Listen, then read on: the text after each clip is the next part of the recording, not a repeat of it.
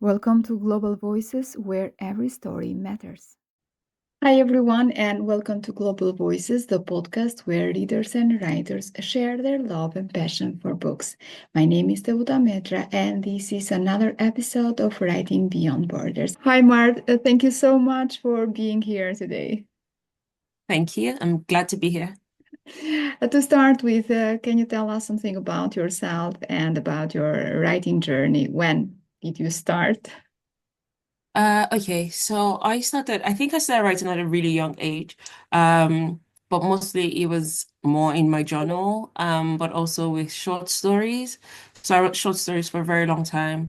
And I think sometime along the way, one of my friends kind of dared me to write a full-length story. It was supposed to be for just fun. But the more I kept at the craft of writing something that was coherent, I really enjoyed that process, and so I kept at it. And when I just graduated from uni, and I think I was 21 at the time, I then published my first indie thriller. And so that was self-published and it was a thriller. And I was still living in Nigeria at the time. So I had that published there. And a few years later, I moved over to the UK. I had it re-edited and reprinted for a second edition. But I also at the same time had started working on Firstborn of the Sun, um, which will now be my trad debut.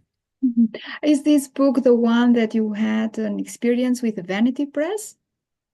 Oh yes, it is the very first one. Can you tell It's us one of the something? How did it?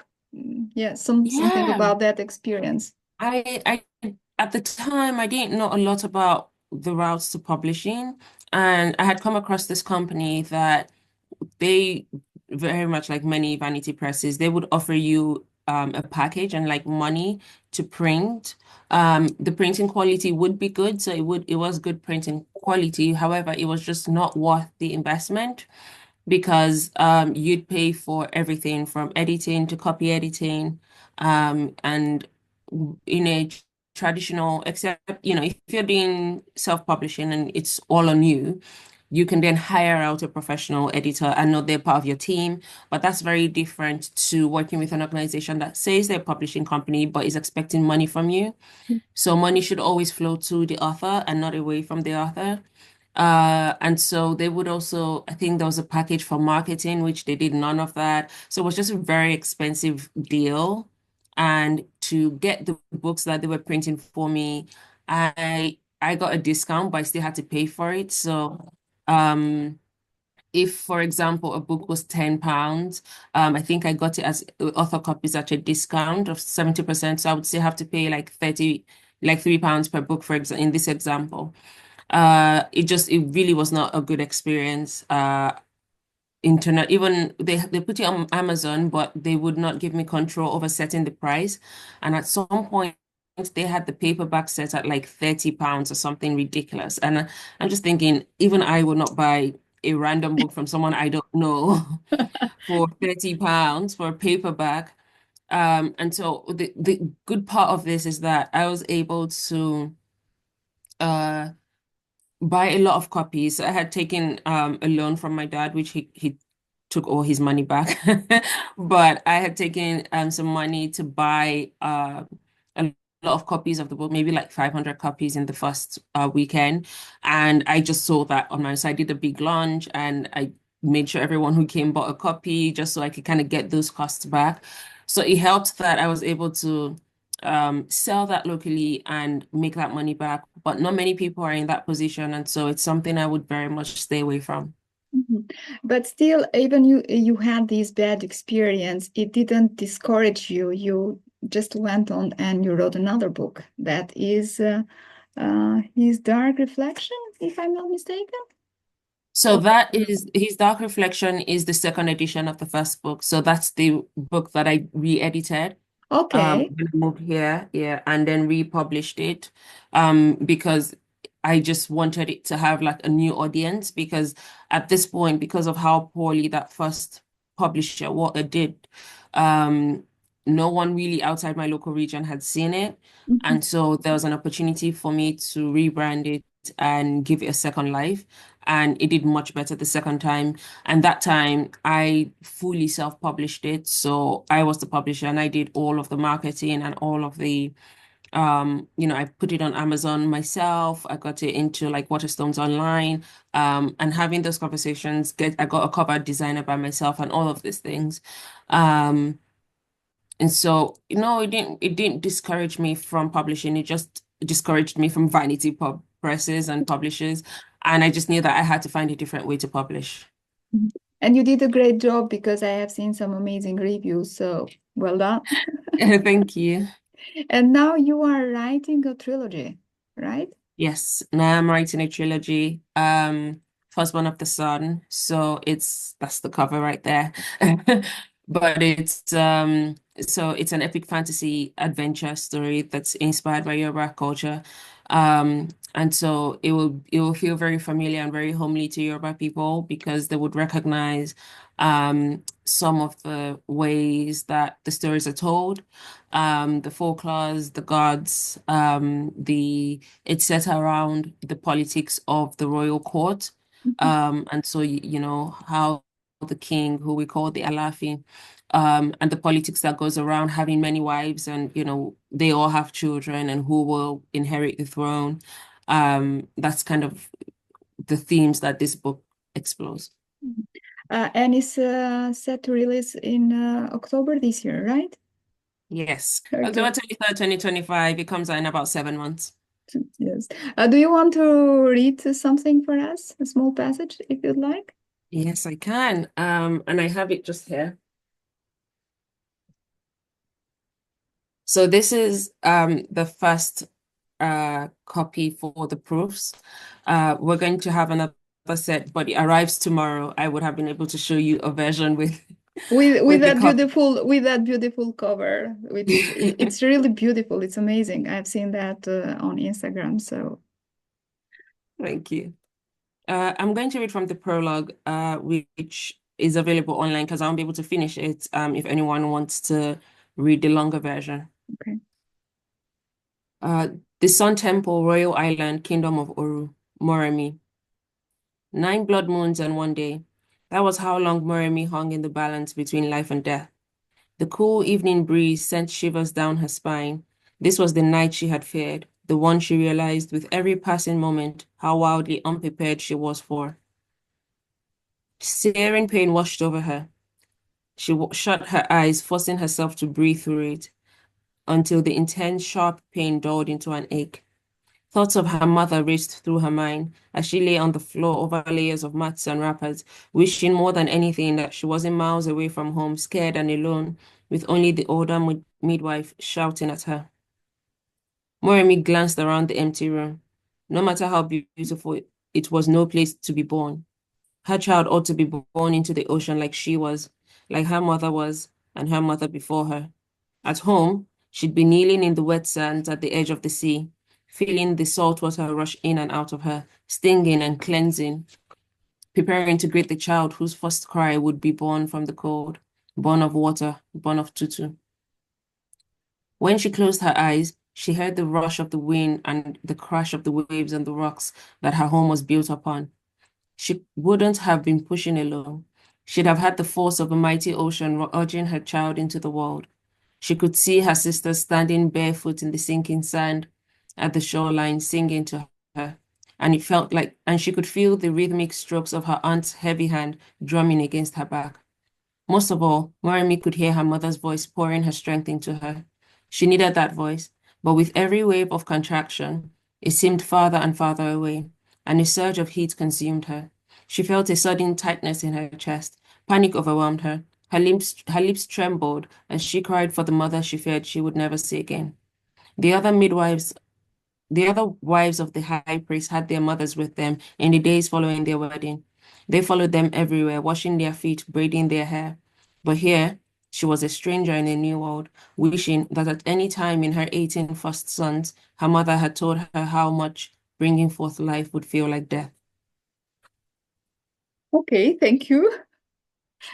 I want to ask you, what are you reading right now, apart from working with your book and everything that you need to prepare? What are you reading? I'm reading. a couple of books for a few authors. One is I'm looking at my library now because it's just right there. Okay, I have just finished reading Daughter of Chaos by A.S. Webb. So Awesome. that's a Greek retelling. And I'm also reading a book which Queen Rising by Savannah. I struggle to remember her last name now, but it's about witches in New Orleans and vampires. And so if you're familiar with like Vampire Diaries, it gives that kind of vibe. So yeah, those are things I'm reading at the moment. And I think Okay. I'm also listening to something on Audible. What was I listening to? I'm just going to check my phone. Uh, Immortal Dark on Audible. I just started that. So Okay, okay. If you ask me what I'm reading right now, I will say that I'm reading Firstborn of the Sun. I'm thank you. I hope you I, enjoyed it. and I'm enjoying it. And as I've told you before, I really love the cover and I'm enjoying the story. So I have I'm glad to started hear. it, but I have a long way to go, but I'm enjoying it. So thank you very much for this story. Yeah, it's 600 pages, so it's quite Yes, long. so it's quite long, but I'm doing my best. Um, I had a question for you, how you got an agent, because for indie authors or aspiring writers, it's really important, and it seems so difficult to get an agent. Yeah, I've had two agents now really or two kind of sets of agents. The first one I got was Cassia Lupo. She's now with Donald Mass Literary Agency in New York, which is great, and she's a great agent. I highly recommend her. I got her through just querying. So well, both times actually I got my agents through just querying and code querying and sending in my letters to them and a sample of my manuscript. So like a cover letter to introduce myself and to introduce the book. And I think three chapters of my manuscript, the first three chapters.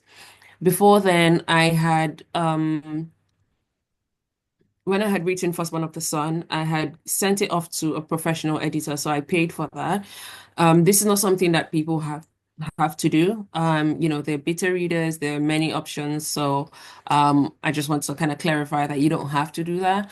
However, I felt like I needed it because I had like 8 points of view characters. The book was 120. I thought it was long, but now it's ended at 160. So, but there was so much that I needed advice with. So I went ahead with an editor, which is Emma's Edits, and Emma and Ellie work there, and they're just absolutely brilliant editors.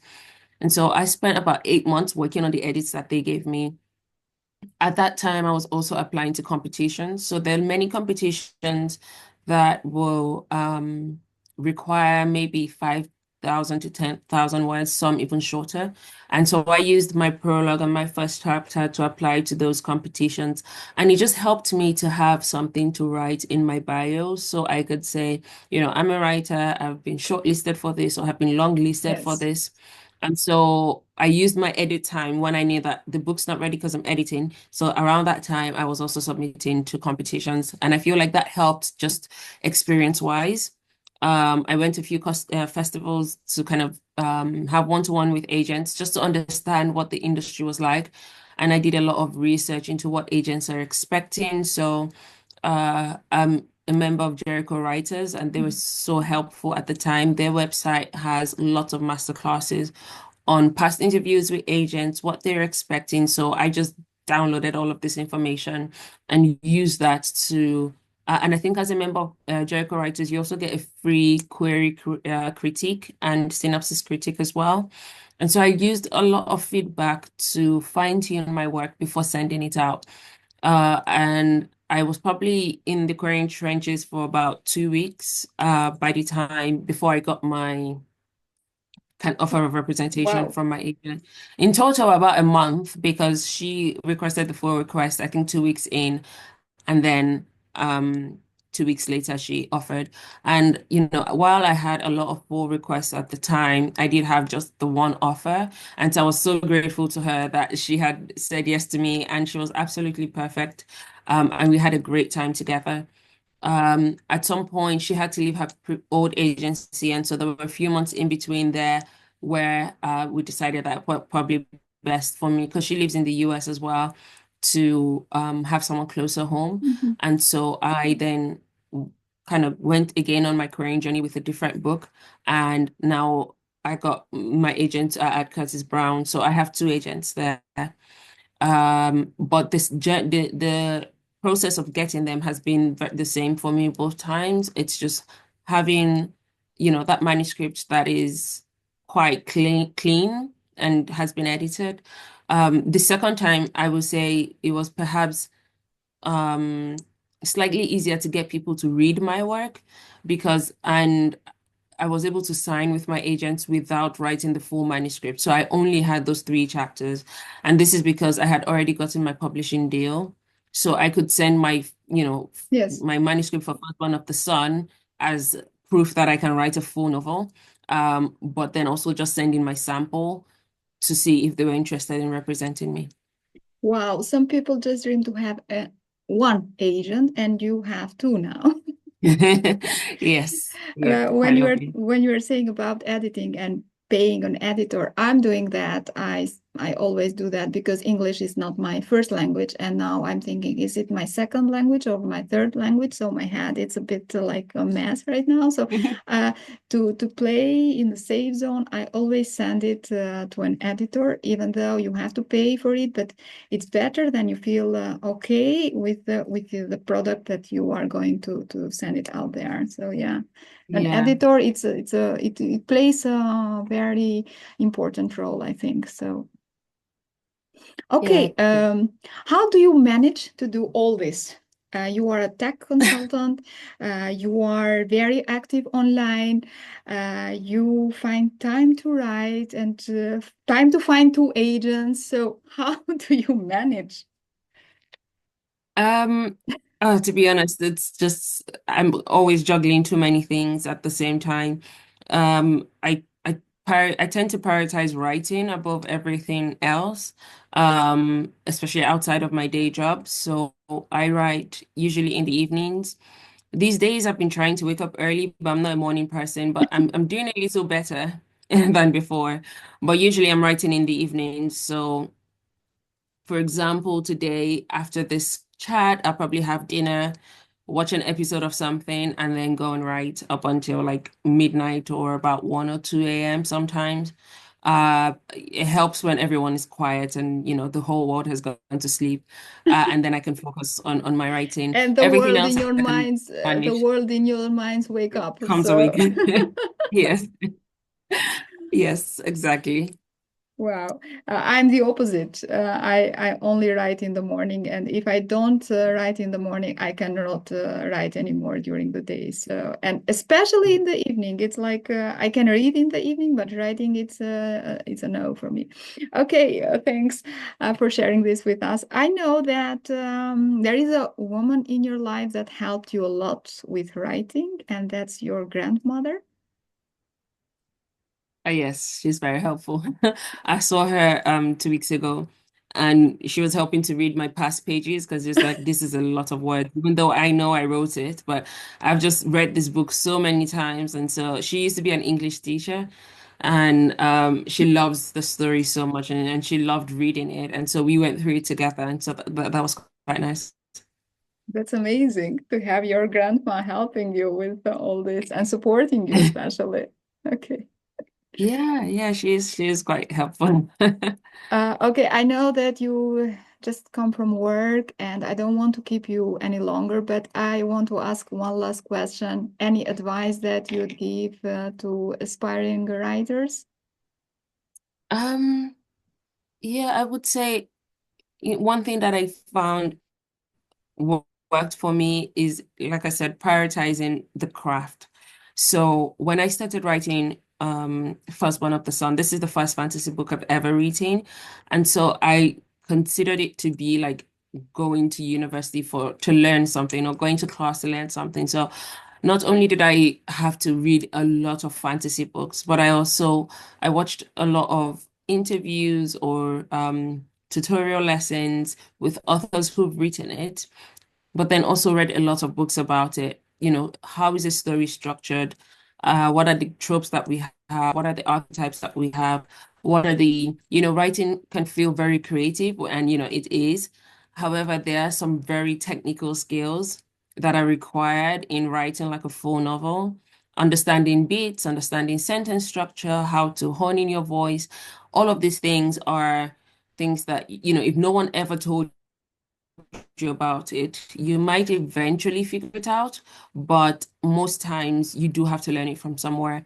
And so that is what, especially in my early days of writing, every time I'm writing in a new genre, I have to make sure that I'm taking time out, not just to write and listen to my own voice, but to study what other people have done and to understand the rules of that genre. Okay. Okay. Thank you very much. And thank you for this conversation with me tonight. Thank you so much. I really enjoyed it. Thank you. Thank you.